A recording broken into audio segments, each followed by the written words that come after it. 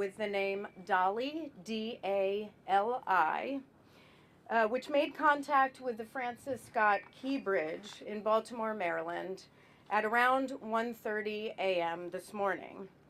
The vessel is 985 feet long. It's a 95,000 gross ton container ship. I've seen information about crew members on board. We still need to verify the numbers of crew on board and their status.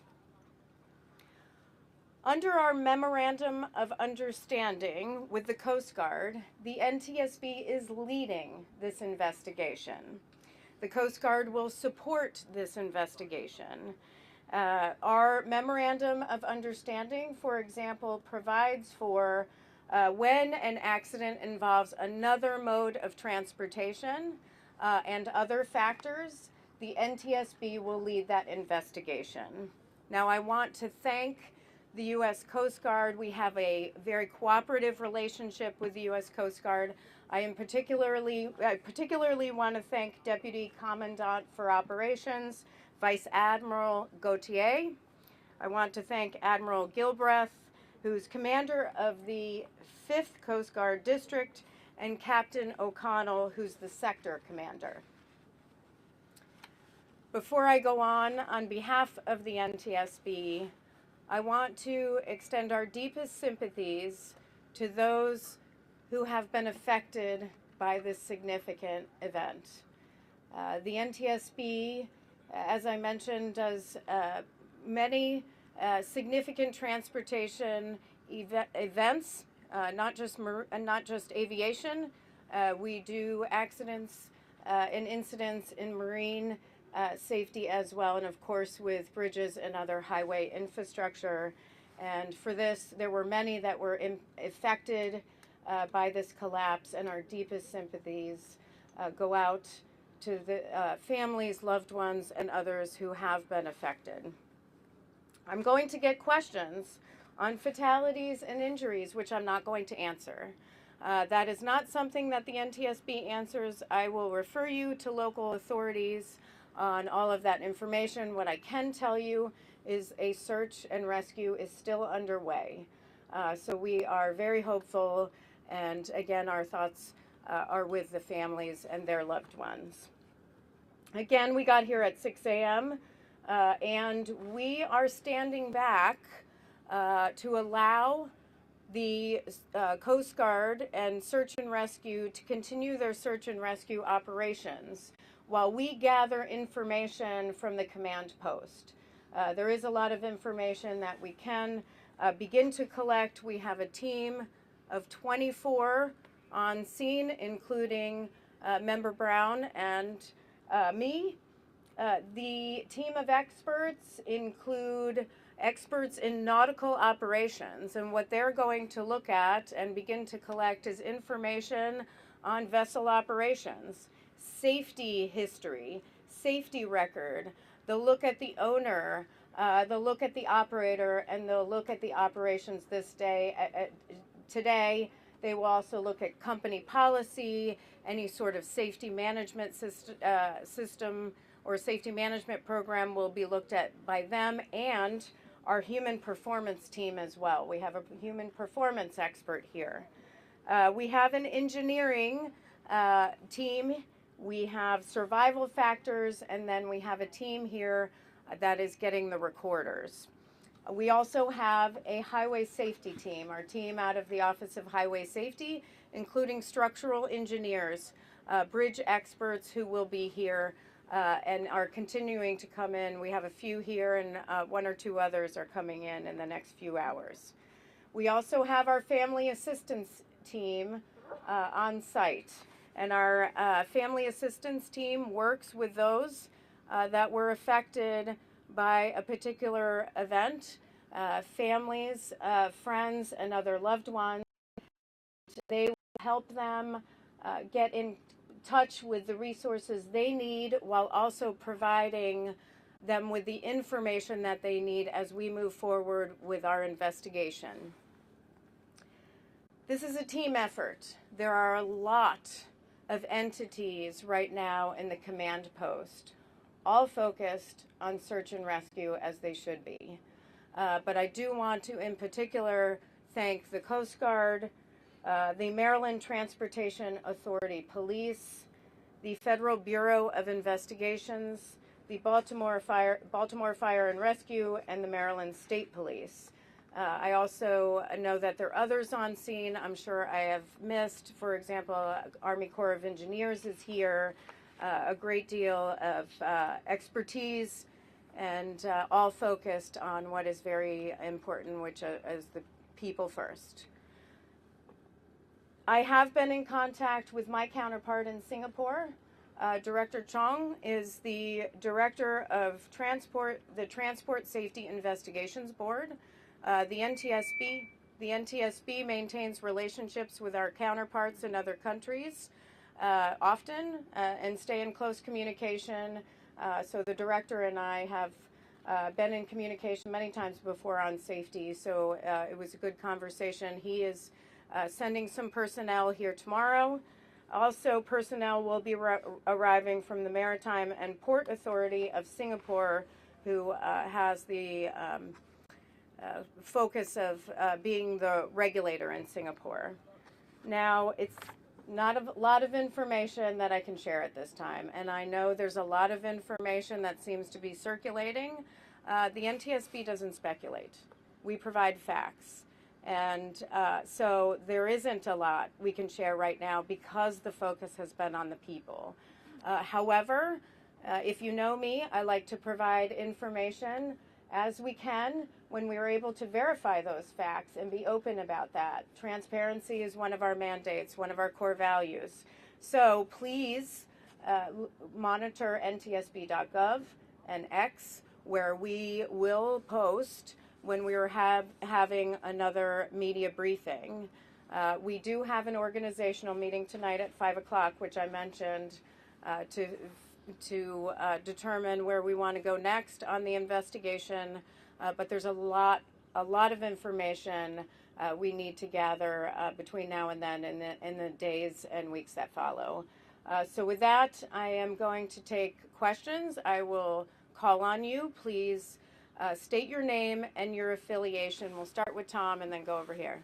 Thank you, Chair Helmond. Tom Costello with NBC News. You spoke of one of the teams within this NTSB structure looking for specifically the recorders on board the ship. Can you speak to what type of recorders may be on board the ship, and what do you hope that what information might they provide?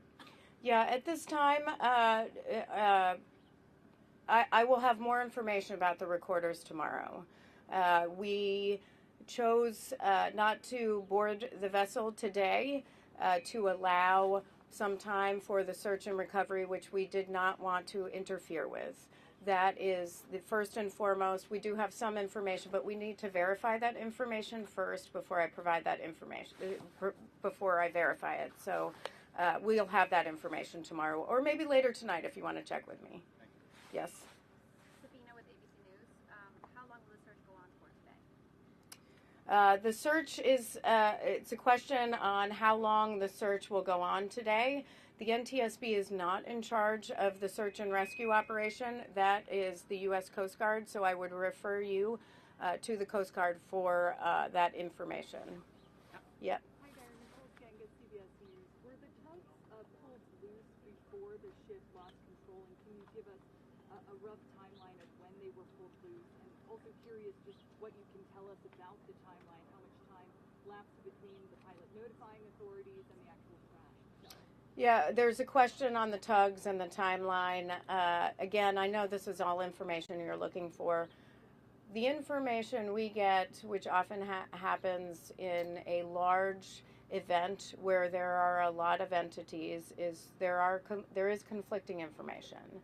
The NTSB focuses on the facts, so we will figure that out and be able to provide that information in the coming days. Today is far too early for that.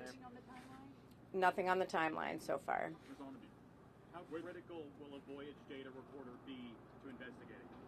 How critical will a voyage data recorder be to investigating this? It will be critical. It's a critical piece of our investigation, which is why we have a recorders team here. Ms. Omni, have you been able to investigate or figure out why this ship did not immediately drop anchor when the power went out and they were on course to fly to this bridge? Again, that will be, the question is on dropping anchor and whether they did or did not, and the timing on that. Again, that'll be part of our investigation and part of our timeline.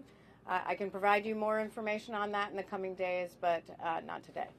Rena Bhartwaj, ANI. Just wanted to check, do you have any information on the crew that was on board, their nationality? Were there 22 Indians on board? Apparently there's a report that says there were 22 Indians who were on board. The question is who was on board the vessel and nationalities.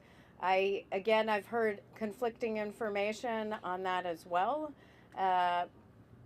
We will have to get back to you on that. Ma'am, Yes. do you have any reason to believe there were major deficiencies with the vessel before it set sail? What are you learning from previous inspections? The question is, were there any deficiencies on the vessel before it sailed, and will we be looking at any safety information? That is part of our investigation, where we look at in depth at safety information, anything that may have occurred prior to this, any sort of safety history with respect to the vessel, any sort of maintenance that was done to a vessel or the vessel or component on the ship. We will look at all of that, but it's much too early for all of that. You spoke about the government assets that are here. Can you talk about the private sector folks that you're working with? Are there folks from Maersk? Are there folks from the insurance companies that you're in contact with now who are on the scene today? The question is, who are we working with from the private sector folks? I mean, certainly we're working with the owner operators, which are two different entities for this vessel. We will be working with the pilot association, and we will have a number of federal, state, and local partners as party to the investigation. We are going to designate those tonight at the organizational briefing, and I'll have more information on that tomorrow. Given obviously the search and rescue effort is the main focus right now, handled by the U.S. Coast Guard, but the Key Bridge being such a major thoroughfare for the city and for our commerce, for our entire country, not to mention the waterways being shut down, is there any sense of urgency to get this cleaned up faster, or what exactly is the priority beyond just the search and rescue? There's a question on what's the priority beyond the search and rescue. We don't, certainly investigations are a priority. Certainly environmental considerations are a priority, and so is traffic and getting, cargo vessels in and out of the port of Baltimore. It's not the NTSB's priority. We have a number of organizations, including the Department of Transportation, Maryland Department of Transportation, the governor, that's doing a lot of work on that. But this is right now it's about people. It's about families and addressing the needs of those that were impacted. That's the focus. I don't think anybody in that room right now at the command post is thinking about what are the next steps to get things cleaned up. They're working to figure out who was impacted, if anyone was impacted, and how do we address that, because that is and should be the priority always. Eric Rosales with EWTN News Nightly. You talked a little bit about the families, and you talked a little bit about the rescue effort that's taking place. Have we confirmed that there were any more than just the 6 construction workers that were on the bridge itself? Were there any more possible other cars, other drivers on the bridge? So there's a lot of information. The question is on have we been able to confirm information on the number of cars on the bridge, the number of workers on the bridge. There are a lot of numbers that we've heard back and forth. We need to verify that. The search team is doing that now. That's not for the NTSB. That is for the local authorities, Maryland State Police, and the Maryland Transportation Authority, as well as their federal partners through the Coast Guard, to be able to verify that information in particular. So as of right now, there could be other victims than just the 6 that you're searching? There are, nobody is going by a number. They are just looking and they're searching. Chair? That's what's important. Are Yeah. there any kind of structural protections on this bridge? I mean, can you tell us anything about how it was built? I mean, I've been hearing about dolphins, which are concrete, kind of ways to stop a collapse like this. Can you tell us anything about the structure of what was once there? Yeah, the structure of the bridge, there's some questions about the structure of the bridge, protective structure around the bridge or around the piers to make sure there isn't a collapse. We are aware of what a structure should have. Part of our investigation will be how was this bridge constructed? It will look at the structure itself. Should there be any sort of safety improvements? All that will be part of our investigation. We go very broad in our investigation.